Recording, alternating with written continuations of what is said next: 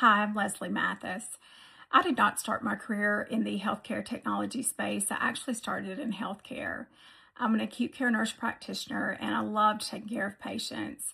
But I quickly began to see a lot of the gaps, a lot of the burnout, a lot of the inefficiencies, and a lot of friction among the systems that have been created to be helpful. I found them to be more harmful. One day I had to ask myself, are you going to continue to work in this system, or do you want to be someone who helps redesign it?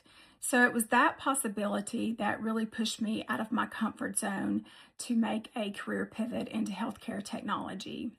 My transition was not always easy, especially early on.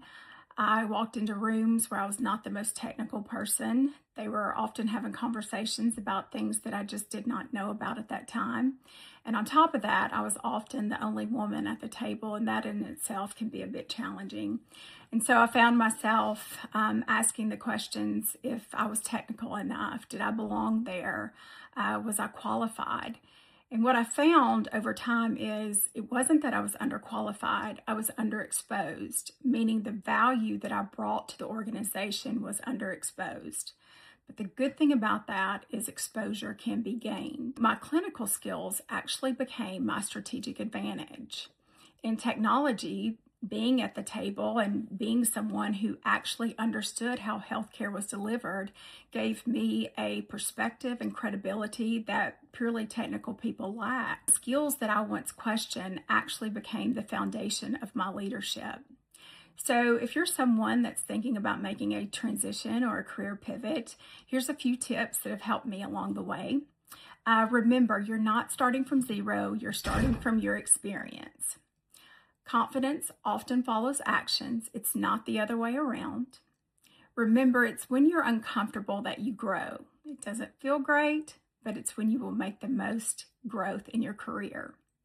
Always bet on yourself. If you don't have confidence in yourself, then no one else will. And always fight to be at those tables you want to be at. One of my favorite sayings is fish do not jump in a boat, meaning that you have to be willing to work for it and to learn every aspect of the industry in which you're in. My career has not been linear. It's been layered. It's had bumps, it's had stalls, it's had curves, but I've always learned from that. And that's so important that you do that as you continue your career development. I've always learned so much more from my failures than I have my successes.